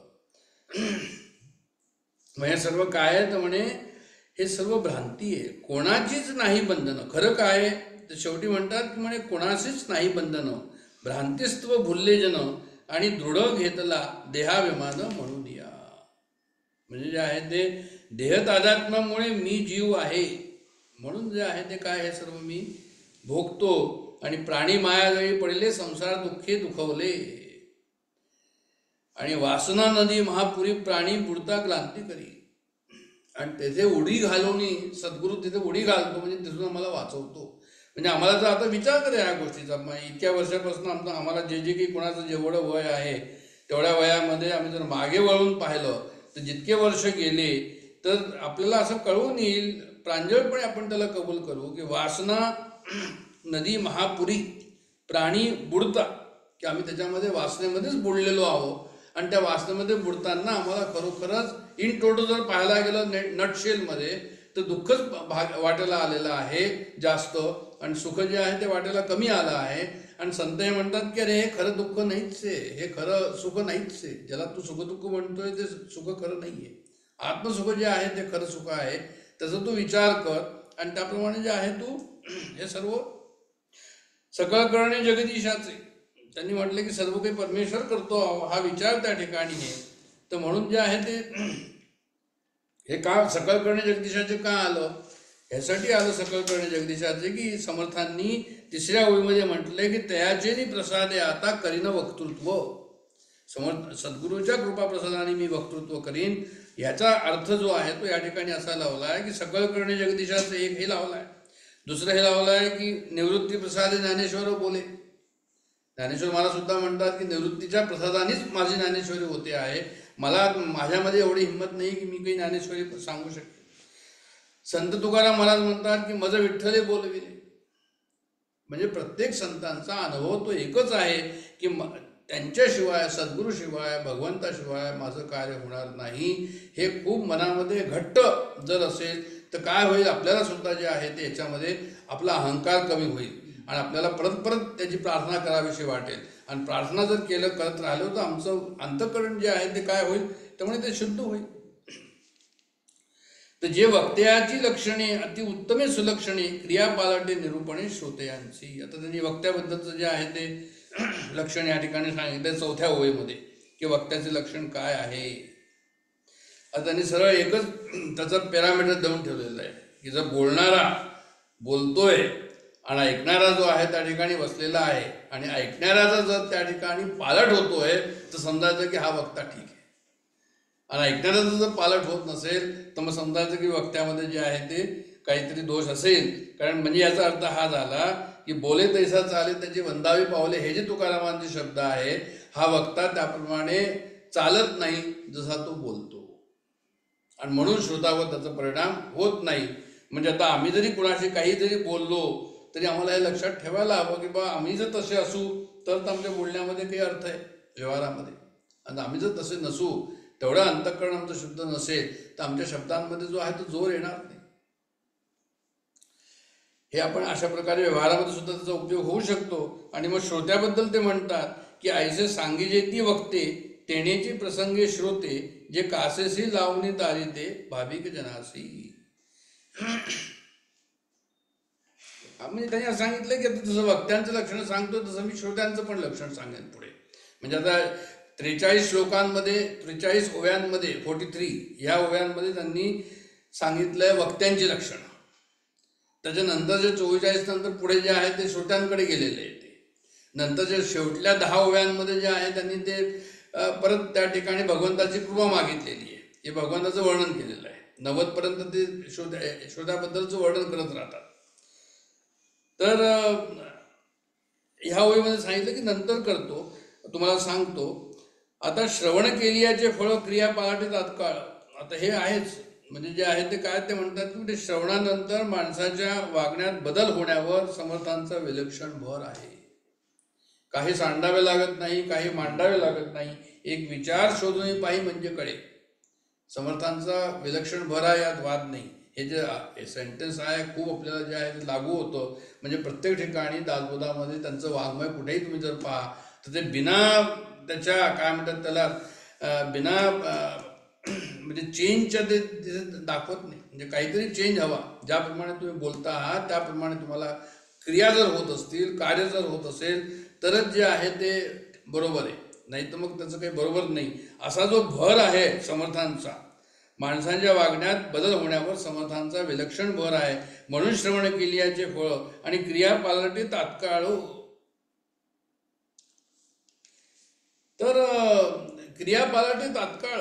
आता तत्काळ का त्यांनी म्हटलं की त्यावेळेस तरी मनुष्यामध्ये बदल होतो, हा आपल्या सर्वांचा अनुभव आहे. आता आपण या ठिकाणी बसलेलो आहोत, यावेळेस आमचे विचार जे आहेत ते सर्व समर्थांचे विचारांमध्ये आम्ही समरस झालेलो आहोत. तर म्हणजे स्थळत्याग होता सभेची जाती हे वेगळं झालं की जर इकडनं गेल्यानंतर परत दुसरे विचार जे आहे येतात. जसं लोक म्हणतात किंवा गंगा स्नानाला गेलो होतो, म्हणजे काय झालं गंगा स्नानाला जाऊन, तर गंगेत जोपर्यंत स्नान होते तोपर्यंत भूत बसले होते किनाऱ्यावर, आणि हे परत वापस आले तर परत भूत त्यांना जे आहे ते संसाराचे भूत परत लागले. तर तशा प्रकारचं जरी असलं तरी पण त्यांनी लिहिलंय की श्रवण केलियाचे फळ क्रिया पालटी तात्काळ आणि तुटे संशयाचे मूळ एकसरा. असं कुठेतरी नंतर लिहिलेलं आहे त्यांनी की म्हणजे तुटे संशयाचे मूळ म्हणजे काय होतं की आपल्याला संशय या ठिकाणी जातो पण मूळ जात नाही. मग परत जो आहे तो संशय येतो आणि परत जे आहे ते आपल्याला असं वाटतं की अरे हे कसं काय म्हणून. पण तुम्ही जर परत परत त्याचं चिंतन केलं, विवर्ता विशेषा विशेष कळू लागे, तर परत परत जर त्याचं चिंतन केलं तर ते संशय जे आहे ते नेहमी करता जातील. आणि ते नंतर जेव्हा नेहमी करता जातील त्यावेळेस जो तुम्हाला लाभ होईल तो कसा होईल, तर म्हणजे तो परमनेंट होईल. म्हणून निरूपणी ज्ञाने प्रबळ ज्ञान प्रबळे उठवून जाता ते मावळे. हा आपल्या सर्वांचा जो अनुभव आहेच आहे. मग काय करायचं त्याच्याकरता, म्हणजे काय करू रे क्रिया घडेना तुझं विण रामा माझं कंठ वेना. त्याच्याकरता एवढंच करायचं की परत परत समर्थांना जे आहे ते भगवंताला जे प्रार्थना करत राहायची की मी आता कसं काय करायचं, माझं तर जे आहे ते परत जे ज्ञान आहे किंवा जे समज आहे, जी दृष्टी आहे, जी भ्रांती आहे ती की जात नाही. म्हणून तर तुम्ही भ्रांती जी आहे त्याला बरोबर करा, योग्य करा. ज्ञानेश्वर महाराजांनी म्हटलंय की खळांची व्यंकटी सांडो, सत्कर्माबद्दल जे आहे प्रेम निर्माण होवो, असं त्यांनी म्हटलेलं आहे. समर्थ म्हणजे ज्ञानेश्वर महाराजांनी सुद्धा त्याप्रमाणे म्हटलेलं आहे. तर वक्ता कसा हवा, तर म्हणजे वक्ता विरक्त आणि प्रेमळ, शुद्ध ज्ञाते दीन वच्छळ, हृदये शुद्ध गंगाजळ निर्मळ जैसे. म्हणजे वक्ता जो आहे तो विरक्त हवा आणि प्रेमळ हवा. त्यांनी विरक्त आणि प्रेमळ हे दोन शब्द बरोबर टाकलेले आहे. आणि त्याचं कारण एक असं असावं की जे विरक्त लोक असतात त्यांना अहंकार निर्माण होतो. म्हणजे आहे ना, तरुदल भिक्षा करदल भिक्षा तरुदल वास तदबिन उंचती आशा पाशा. म्हणजे भजगोविंदम मध्ये जे आहे शंकराचार्य असं म्हणतात की तो असं म्हणतो की तरुतल भिक्षा करदल भिक्षा, मी भिक्षा घेतो तो भांडं सुद्धा जवळ ठेवत नाही, एवढं त्याला अहंकार. का, तो म्हणे मी आपला हात पुढे करून देतो भिक्षेच्या वेळेस, म्हणून भांडं नको मला, म्हणजे इतका विरक्त. करदल भिक्षा तरुतल वास, मला घरवर काही नको, मी झाडाखाली झोपेन, झाडाखाली राहील. पण तदपि न मुंचती आशा पाशा, त्याची जी आशा तृष्णा जी आहे की मी कुणीतरी काहीतरी आहे आणि मी एवढा मोठा विरक्त आहे हे जात नाही. म्हणून त्या ठिकाणी प्रेम निर्माण होत नाही, मग तो तुचडा होतो. पण भक्त कसा असावा या ठिकाणी त्यांनी म्हटलंय की भक्त कसा परमेश्वराचा भक्त कसा असावा. आता भक्त या ठिकाणी लिहिलंय पण भक्त्याचं निरूपण चाललेलं आहे, म्हणून हा भक्त भक्तच असायला पाहिजे असं त्यांनी त्या ठिकाणी सांगितलंय. पण भक्त जो आहे तो कसा हवा, तर म्हणजे विरक्त आणि प्रेमळ. वैराग्य, त्याचं प्रखर वैराग्य हवं, पण प्रखर वैराग्य असताना तो कसा हवा, तर म्हणजे तो तुसडा नसावा, तो प्रेमळ असावा आणि शुद्ध ज्ञाते, ज्ञान शुद्ध असावं त्याचं, आणि दीनवच्छळ म्हणजे लोकांबद्दल वात्सल्य भाव. आता हे सगळं जसं मी सांगितलं की 400 वर्षापूर्वीचे शब्द आहे, त्यावेळेचे शब्द आणि आताच्या शब्दामध्ये थोडा फरक पडतो. पण जे लिहिलेलं आहे वात्सल्य भावाबद्दल म्हटलंय की वच्छळ म्हणजे इथे कसं आहे, तर म्हणजे वात्सल्य भाव असावा, तो शुद्ध ज्ञान त्याचं असावं, आणि हृदये शुद्ध गंगाजळ निर्मळ जैसे. हृदय कसं हवं, तर म्हणजे गंगाजळ जसं निर्मल असतं त्याप्रमाणे जे आहे त्याचं हृदय शुद्ध असायला हवं. याचा अर्थ हा झाला की काम, क्रोध, लोभ, मोह, मत्सर त्या ठिकाणी जे आहे ते नको. त्याचं अंतःकरण शुद्ध हवं, आणि शुद्ध अंतःकरणाने त्यांनी नुसतंच बोलायला म्हणून नको, पण त्याचा व्यवहार जो आहे तो व्यवहार पण त्याप्रमाणे असायला हवा, विचार पण त्याप्रमाणे त्याचे असायला हवे. आणि पुढे ते म्हणतात की परोपकारी धार्मिक क्रिया न घडता सांशक, जयांचा सन्निध विवेक सिद्धची असे. परोपकारी धार्मिक म्हणजे तो कसा असायला हवा, परोपकारी असायला हवा, तो धार्मिक असायला हवा, तो वागताना जे आहे त्याला संशय नको, त्याचे संशय सर्व गेलेले असायला हवे. वक्त्याबद्दलचं त्यांनी वर्णन या ठिकाणी केलेलं आहे की त्याचं कसं, तर म्हणजे तो संशय त्याचे गेलेले असावे, स्पष्टता असावी, त्याला ज्ञानामध्ये स्पष्टता असावी, क्लॅरिटी असावी, कुठेही संशय त्याला नको, परोपकारी असावा, धार्मिक असावा, जयाच्या सन्निध विवेक सिद्धची असे. सिद्ध शब्दाचा अर्थ त्यांनी नित्य सांगितलेला आहे. आता सिद्ध शब्दाचा अर्थ एकदम नित्य आपल्याला कळणार नाही, पण त्यांचं असं म्हणणं आहे या ठिकाणी की नित्य तो विवेक जो आहे तो अखंड जागृत असायला हवा. हा त्याचा अर्थ आहे की तो वक्ता जो आहे त्याचा विवेक अखंड जागृत असायला हवा. जैसेची बोलणे तैसीच क्रिया, ऐसा वक्ता जोडलिया, तत्काळ बाणे श्रोत्या अंगी निरूपण. मग परत आपल्या सर्वांना माहितीच आहे की तुकारामांचं जे आत्ताच वचन मी बोललो की जेव्हा बोले तैसा चाले, समर्थांनी पण तशा प्रकारे मनाच्या श्लोकामध्ये म्हटलेलं आहेच. तर हे जे आहे असा वक्ता जो आहे जर मिळाला की जो जसा बोलतो तसा तो चालत असेल तर हे श्रोत्यांचं भाग्य उत्तम भाग्य आहे असं तुम्ही समजा, असं ते म्हणतात. म्हणजे श्रोत्यावर किती मोठी वक्त्यावर किती मोठी जबाबदारी, भक्तावर किती मोठी जबाबदारी. आता आपण सर्वच भक्त आहोत, आपण सर्वच अभ्यास करतो आहोत आणि भक्ताबद्दलचंच वर्णन जे आहे या ठिकाणी वक्त्याच्या स्वरूपामध्ये केलेलं आहे. तर आमची ही जिम्मेदारी आहे की आम्ही जसं बोलतो तशा प्रकारे आमची क्रिया असलीच पाहिजे. आणि असं जर आमचं असेल तरच मग जे आहे ते काय की निरूपणाचा आम्हाला एकदम फायदा होईल. असं वक्ता तोची जो शांत आणि असे पूर्ण प्राप्त, सर्व काळ क्रोधे संतप्त, तो वक्ता नको. आता परत मी जसं म्हटलं की भक्ताची लक्षणं समजून घ्या की भक्त कोण, जो शांत असेल, भक्त असेल जो पूर्ण प्राप्त असेल. भक्त कसा आहे तर म्हणजे सर्व काळ क्रोधे संतप्त असा नको. वक्त्याबद्दलच त्यांनी वर्णन केलं या ठिकाणी की वक्ताचं असेल तर परत परत कोणी प्रश्न विचारला की लागलीच त्याला जे आहे तो तारण करेल त्याचं, अशा प्रकारचा वक्ता त्याचा नको आहे. परत परत त्याला क्रोध येतोय असं नको आहे. त्यांना कसा हवा आहे तर म्हणजे शांत हवा. तर भगवंताचा भक्त सुद्धा जो आहे तो अशाच प्रकारचा हवा की भगवंताचा भक्त जो आहे तो शांत असावा. आणि भगवंताचा भक्त शांत असून त्यांनी कधीही कोणावर रागवू नये. वक्ता पाहिजे उदास आणि जयाचे बोलणे निरास. वक्ता कसा हवा तर म्हणजे वक्ता जे आहे ते उदास हवा. उदास म्हणजे उत आस, आस म्हणजे इच्छा, उत म्हणजे वरती, इच्छेच्या वरती गेलेला. म्हणजे आता काय होतं की आमची इच्छा कशी असते, आमची इच्छा जी आहे आमच्या इंद्रियातनं आम्हाला काहीतरी मिळावं अशी आमची इच्छा असते. म्हणजे इंद्रियाचा विषयाशी संयोग होऊन काहीतरी त्या ठिकाणी मिळावं याला आम्ही आस म्हणतो. ही आमची आस आहे, ही आमची इच्छा आहे. आता उदास म्हणजे उत आस, उत म्हणजे वरती, जसं उन्मन असतं, उन्मन म्हणजे मनाच्या वरती. तर तसंच उदास जो आहे तो कसा हवं तर म्हणजे आम्हाला अशी इच्छा नको की आम्हाला जे आहे ते इंद्रिया करवी, काहीतरी इच्छा माझी पूर्ण व्हावी असं नाहीये त्याला. तो परमेश्वराची त्याला आस आहे. कारण परमेश्वराची आस जी आहे ती कशी, ती इंद्रियाच्या पलीकडची आहे. आणि परमेश्वराची आस इंद्रियाच्या पलीकडची आहे म्हणून त्याला त्यांनी उदास म्हटलंय. तर वक्ता कसा हवा तर म्हणजे वक्ता पाहिजे उदास. आणि मग जयाचे बोलणे निराश. आता निराश म्हणजे असं की निरपेक्ष म्हणतात, निस्पृह म्हणतात. म्हणजे आता त्याच्यावर त्यांनी आणखीनही वर्णन केलेलं आहे की लोक कीर्तनाला जातात, प्रवचनाला जातात, पहिले सांगतात की किती पैसे हवे, काय हवं, अमकं हवं, तमकं हवं, मला फर्स्ट क्लासच तिकीट हवं, सेकंड क्लासचं चालणार नाही, अमकं तमकं, अशा प्रकारचं बरंच काही आहे. म्हणून त्यांनी इथे सांगितलं की निस्पृहता, जयाचे बोलणे निराश आणि जयाचे हृदय वसे असं तो वक्ता नको. म्हणजे त्याला जर अशी कोणत्या प्रकारची संसाराची इच्छा असेल तर म्हणजे तो वक्ता जे आहे ते या ठिकाणी नको असं त्यांना म्हणायचं या ठिकाणी. तर कसा हवा तर म्हणे बोलण्यासारखे चालणे, स्वय करून बोलणे आणि तयाची वचने प्रमाणे मानिती जनी. आता मी इथे थांबणार आहे. बोलतो खरे, चालतो खरे, त्यास मानिती लहान थोरे, न्याय अन्याय परस्परे सहजची कळे. वक्ता जर जगणारा असेल तर श्रोते त्याच्याबद्दल गंभीरपणे विचार करतात. ज्याची इच्छा इंद्रियाच्या पातळीच्या वरची आहे असा वक्ता हवा असं ते म्हणतात या ठिकाणी.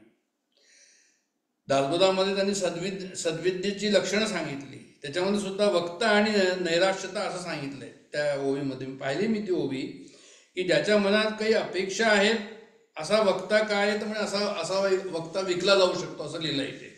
म्हणजे पैशासाठी तो मनुष्य जो आहे तो विकला जाईल की तिकडे जर जास्त पैसे मिळतात त्यांनी म्हटलं ठीक आहे इकडचं कॅन्सल करा, तिकडे चला. तर अशा प्रकारचा वक्ता या ठिकाणी नको. म्हणून त्यांनी लिहिलं या ठिकाणी की वक्ता आणि नैराश्यता या ठिकाणी नको, तडजोड नको. संस्थेला बरं दुसरी आणखीन तडजोड त्यांनी सांगितली की संस्थेला जे आवडेल, श्रोत्यांना जे आवडेल, ज्यांनी बोलवलं आहे त्यांना जे आवडेल त्यांची थोडी तारीफ करून दिली. ती योग्य जरी तारीफ नसेल तरी त्यांची तारीफ केली. किंवा एखादं ते काही काम करतात ते योग्य काम नसेल तरी त्याचं तुम्ही जे आहे त्याचं हे करा की बहिणी हे बरोबर काम करतात ते म्हणून तुम्हाला स्वतःला पटत नाही आहे. अशा प्रकारचं सर्व त्यांनी सांगितलंय. याला म्हणतात काय म्हणतात की म्हणजे जे आहे ते बोलतो खरे चालतो खरे, हे तसं नाही आहे. मग हा अन्याय झाला या ठिकाणी. बोलण्यासारखे चालणे सोय करून बोलणे असं नाही आहे ते. म्हणून काय करायला हवं शेवटलं की म्हणजे उदास वृत्तीस मानवे जन विशेष कथा निरूपण रामकथा ब्रह्मांड भेदून पैलाट द्यावी. एवढंच त्यांनी सांगितलं. रामकथा ब्रह्मांड वेधून पैलाट द्यावी. भगवंताचंच फक्त जे आहे तारीफ करायची, आणखी कोणाचीही तारीफ करायची नाही. त्याचंच नेहमी गुणगान गायचं, त्याच्याच आठवणीमध्ये नेहमी राहायचं. त्याच्याशिवाय आम्हाला आणखीन काही नको. त्याच्याशी आम्ही प्रेम त्या ठिकाणी इतकं जुळवावं की त्या प्रेमापुढे आणखीन सर्व काही क्षुल्लक व्हावं. तेव्हाच रामकथा ब्रह्मांड भेदून पैलाट न्यावी. अशा प्रकारची रामकथा जी आहे ती आम्ही आमच्या जीवनामध्ये चालू ठेवावी अशी आपल्या सर्वांचीच अपेक्षा आहे. आणि अशीच आपण त्यांना प्रार्थना करूया की जे आहे ते आमचं चिंतन, दासबोधाचं चिंतन, अध्यात्माचं चिंतन जे आहे ते असं चालत राहावं. सद्गुरूंना प्रार्थना करूया, डॉक्टर काकांना प्रार्थना करूया, समर्थांना प्रार्थना करूया. आणि मी इथेच विरमतो. जय जय रघुवीर समर्थ.